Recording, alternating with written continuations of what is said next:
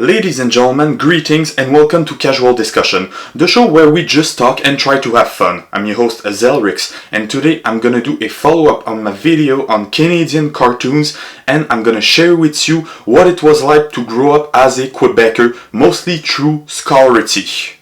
So if you are not a Quebecer, you will understand how I went from a clueless toddler to the irresponsible adult that I am today, and if you are a Quebecer, you will be triggered like you were never triggered in your life. You see, I'm always trying to give you a reason to complain in the comments. This is the happiness video. As a kid, we start kindergarten at 5 years old. Before that, either you were in a daycare center or you were at home with the parents, or at home with no parents until your neighbor Stella called the police, and now you can only see your parents twice a month. Now that we're done with kindergarten and we turn 6, we can enter elementary school or primary school as it is called in Quebec.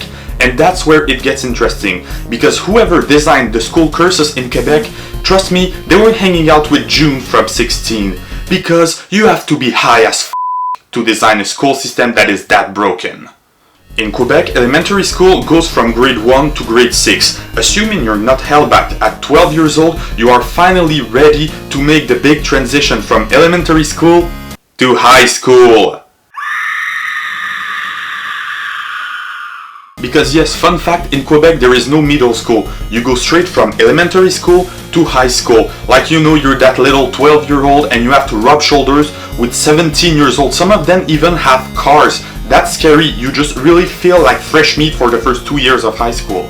You feel like that kid in a Pokemon tournament who gets wrecked on turn 1 because he thought his level 70 Pidgeot could defeat the Mega Rayquaza in front of him. Gonna be honest, in my hometown, most of the public high school had a different way to divide a student. They had different campuses, one for grade 7 and 8 and one for grade 9 to 11. So I guess for me the transition wasn't that rude. I mean, most of the public high school in my hometown had this system. Some have the two buildings next to each other, but my school had a building at one place and another building more than 2 kilometers away. I don't know, maybe the school commission on my hometown understood that the Ministry of Education was full of doofus and they decided to copy the English version of the system. Although I had 7th grader friends in private schools who did have to rub shoulder with 11th graders, and yes, they told me it was a very rude transition and they felt like little kids. In my high school there were 2 kinds of students.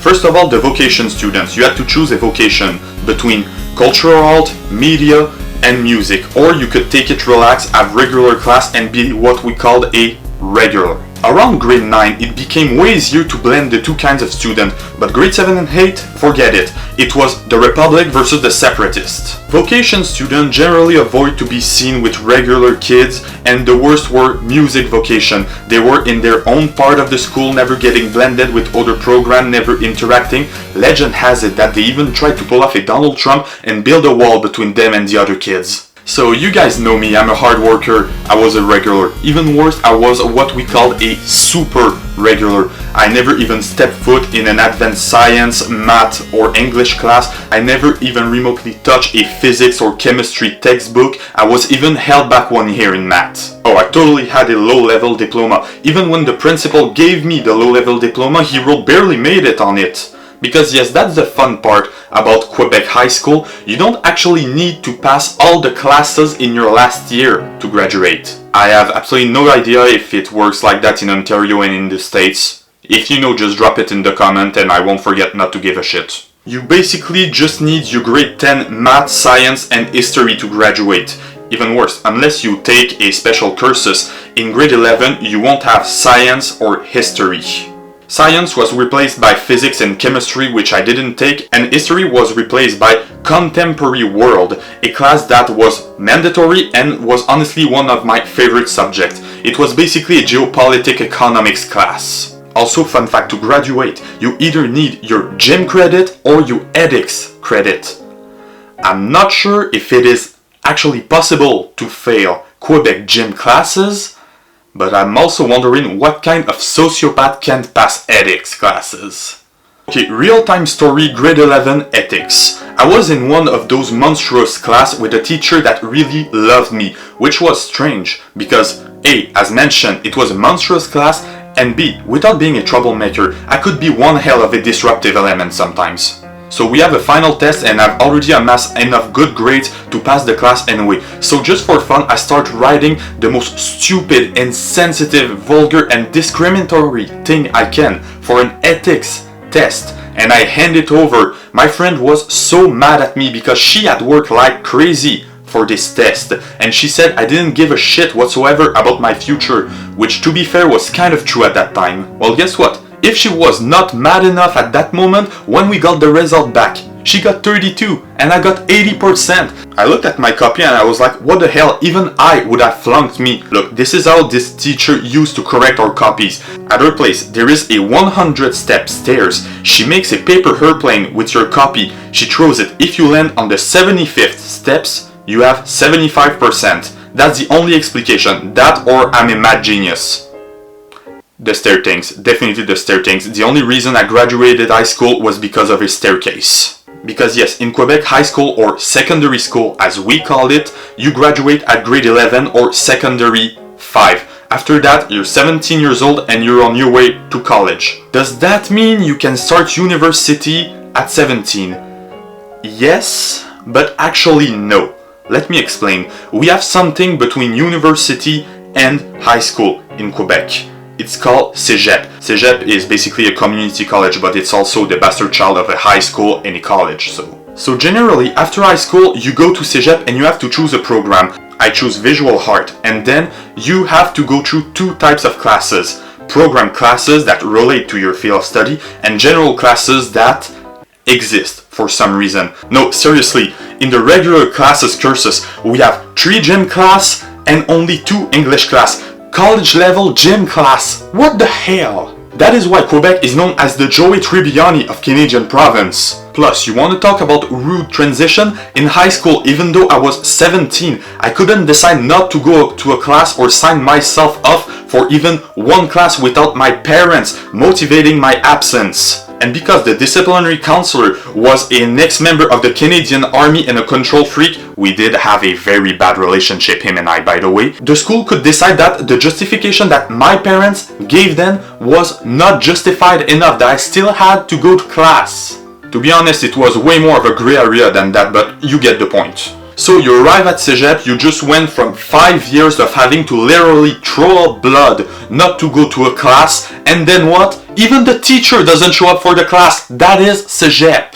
At Cégep, you can make 2 types of diploma. You can either do a pre-universitary or a technique. Pre-universitary are more general, like visual art, art, letter and communication, natural science, human science, or the infamous science, letter and art, also called SLA. I have an enormous respect for SLA students. SLA is the fusion of natural science, human science, art, letter and communication, and they even have a visual art class. It is known as one of the hardest pre-universitary programs in Cégep. They are all together all the time because the teacher do have a mandate to go faster with them. I did not do SLA, as you can understand, but I had some friend who did, and when they finally received their diploma, a part of their soul just reignited. They were back to life. In Cégep, in the world of pre-universitaries, you can also observe what I call the triangle of hate. Let me explain.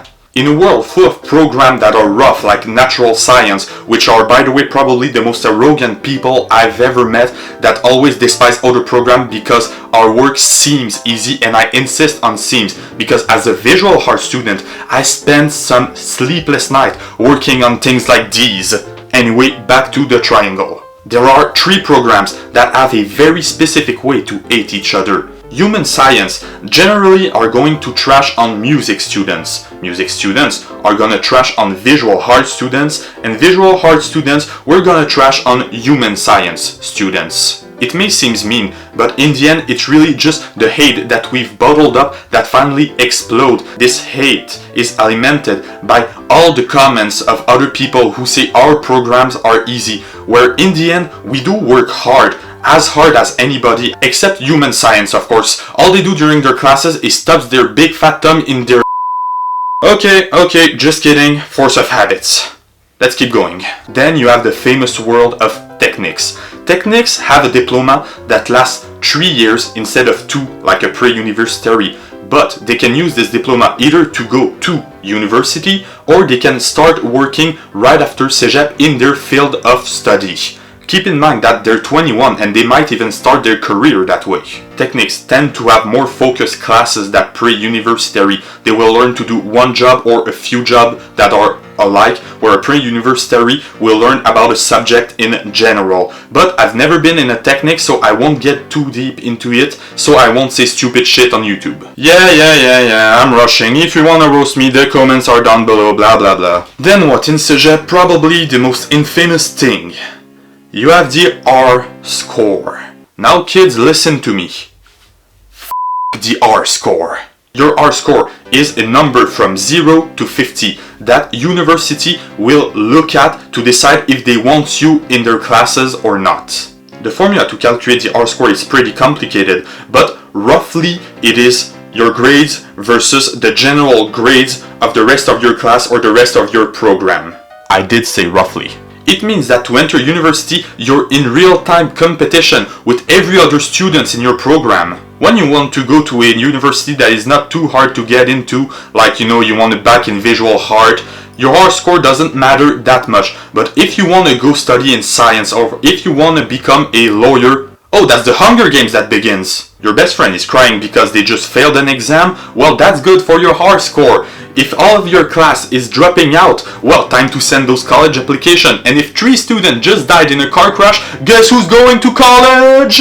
I'm kidding. Obviously, most students won't backstab you to have a greater R score. There are some legend of people ensuring that you failed your exam because it's easier to boost their R score that way, but they are just that, legends. Unless you're a natural science student, in which case, no, okay, I stop bullying natural science. Sorry guys, I love you.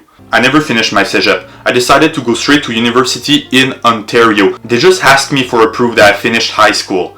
I did finish the program though, but if I want my diploma in visual art, I need to sit through 1 complementary class, 2 French classes, and 1 gym class. Rather than doing that, I decided to move to Ontario and study in something I know I really like, and honestly, I like being a film student. Sure, I could have started my studies way earlier, but I don't regret my time at Cégep. I do miss sometimes the Cégep lifestyle is honestly very rewarding. You know, hanging out in the student radio, playing Magic the Gathering between classes, just generally having fun at school. Look at that, I'm even still on the front page of Cégep. I'm not even a student there anymore. Obviously, I did have everybody else's faces, but if you guys are seeing this, I did have the time of my life with you. I had so much fun hanging out with you, and I don't regret spending 2 years of my life in Cégep. Okay, I went there for 3 years, but I dropped out of my first program. That was take 1, that doesn't count. See you in hell.